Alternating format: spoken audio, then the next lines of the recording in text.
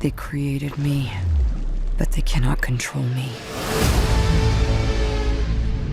So Paramount Pictures decided to adapt arguably one of the most popular Japanese animations of all time, Ghost in the Shell. Is it any good?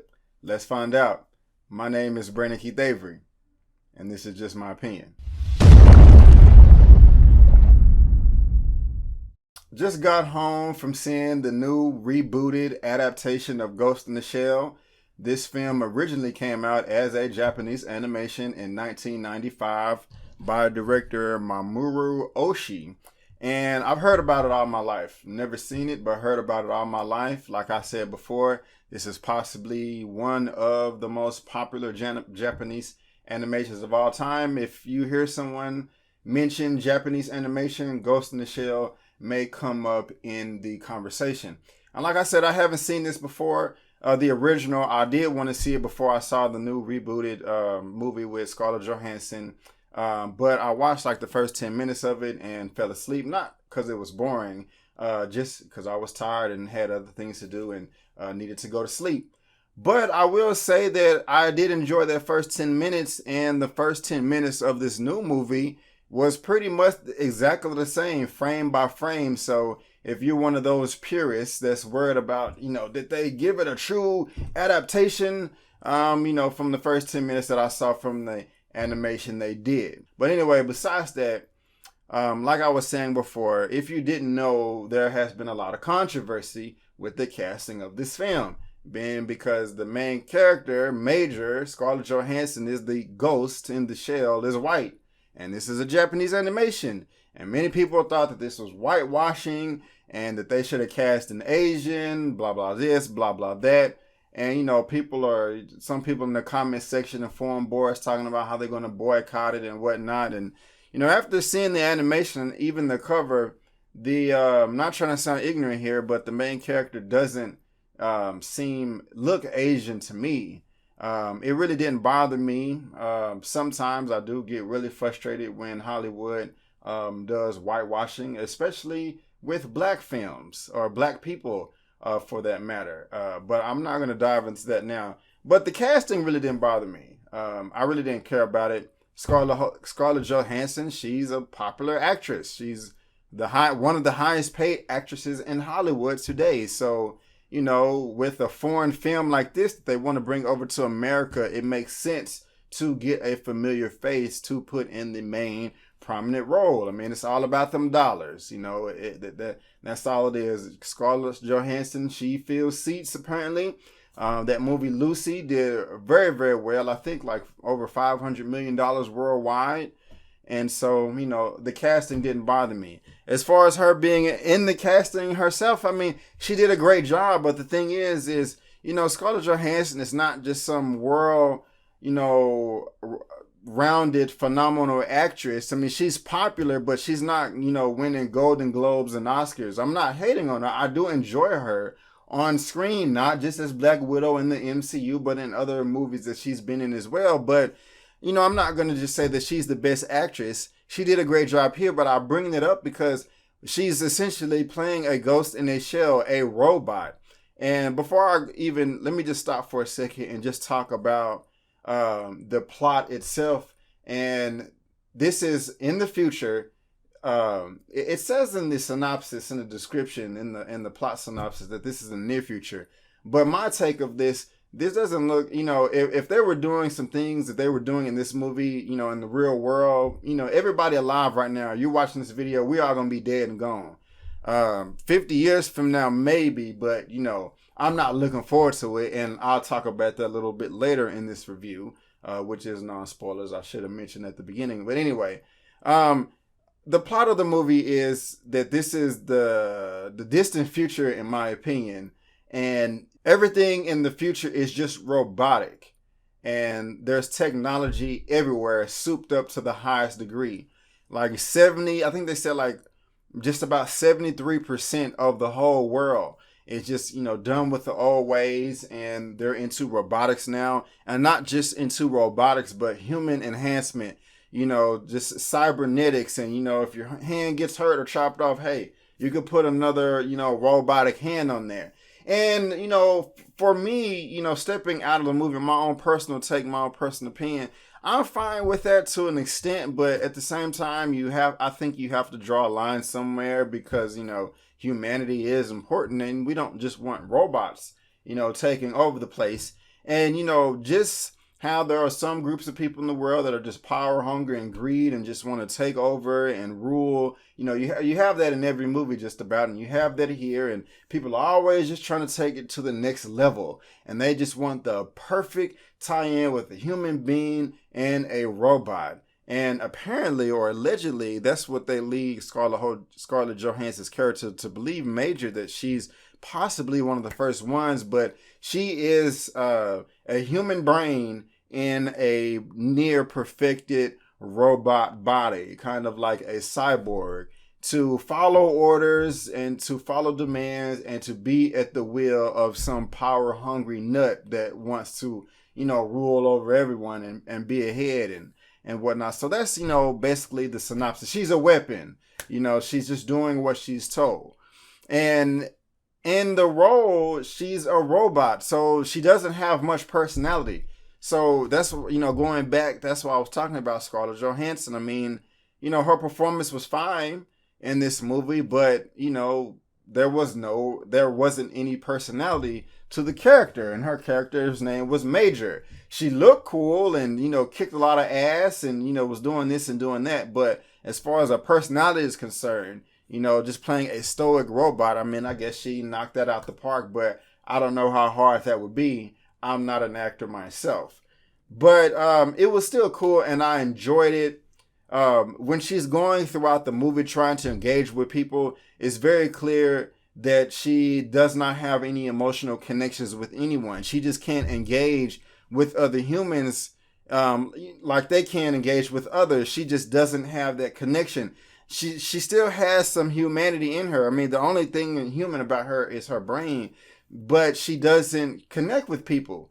And that's also a gripe with the movie that I have a dislike, and I'll say that is, with the same way that she was not able to connect with anyone in the movie other than her partners or boss, I was not able to connect with her character as well.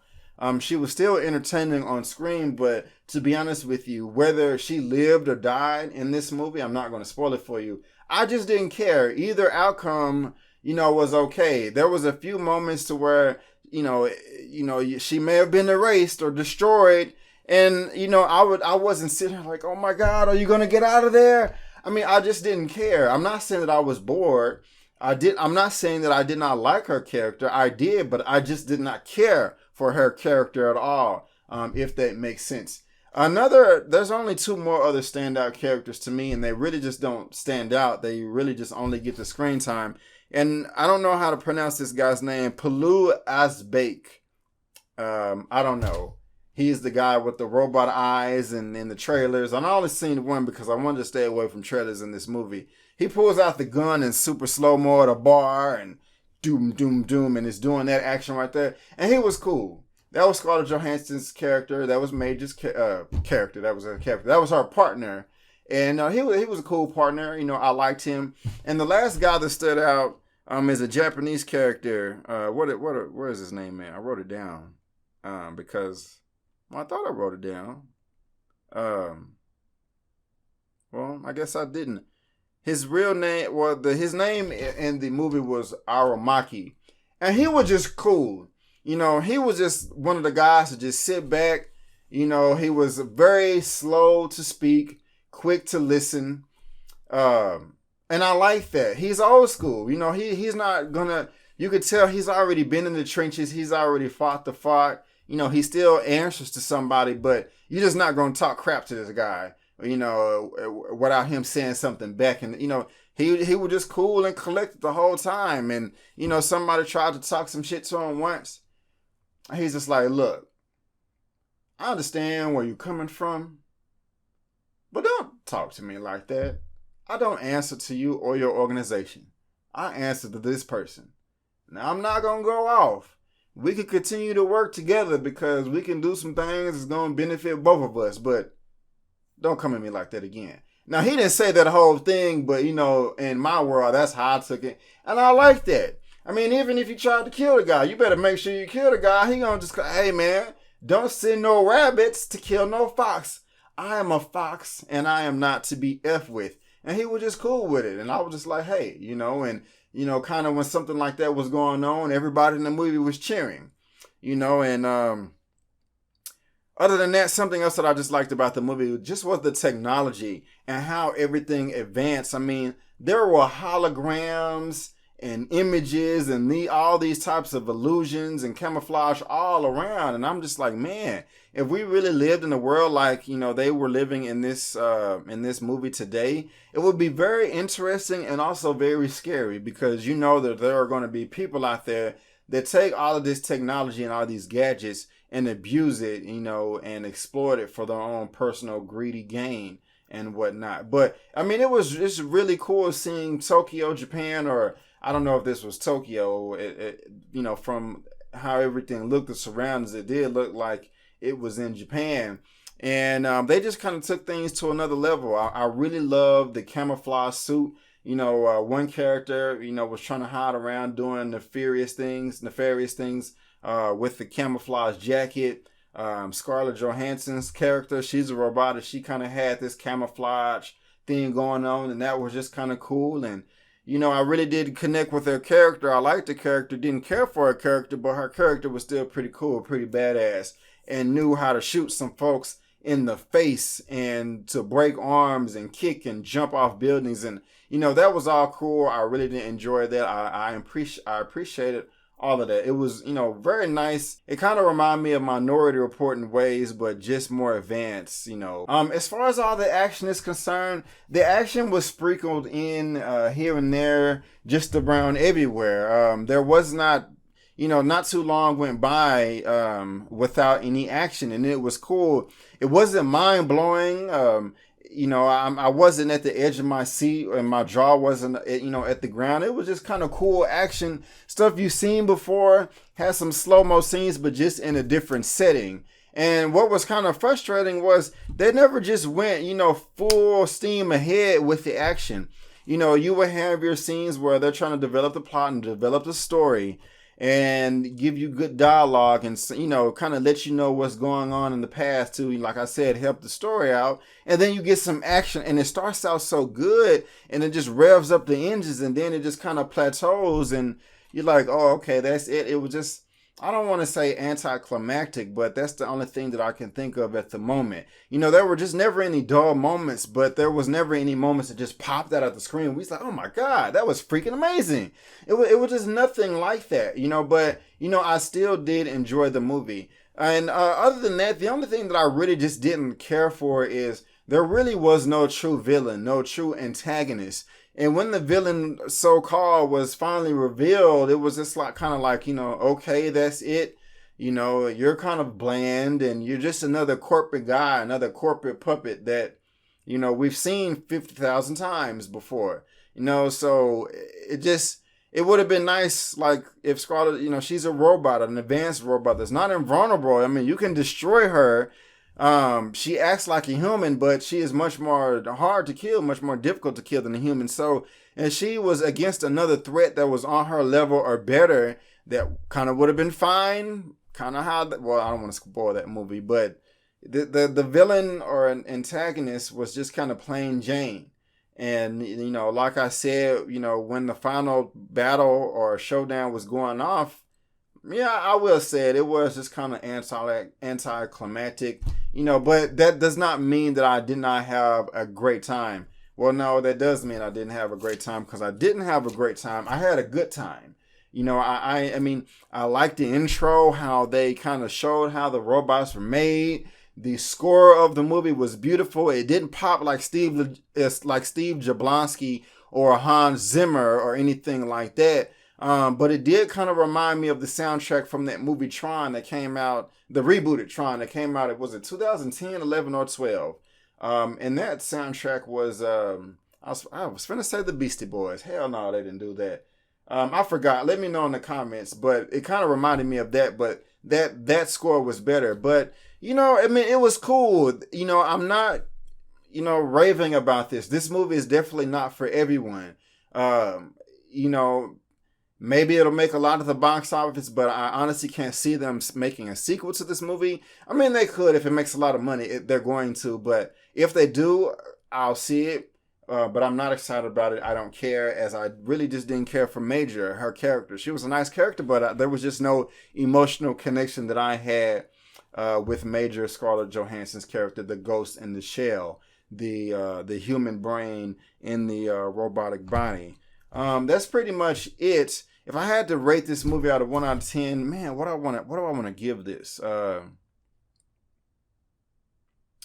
I'm gonna give Ghost in the Shell. No, I'm gonna give it a 7 out of 10. A 7 out of 10. I was gonna say 6.5 because of the lack of emotion that I had. The connectivity just was absent from me to most of the characters. But they did do a lot of nice things with the technology, and I don't want to go into it too much. Some of it is kind of like The Matrix in a way, but they're not copying. But I'm going to give this movie a 7 out of 10. Yes, a 7 out of 10. So, have you seen Ghost in the Shell yet? Do you want to see it? Have I turned you off?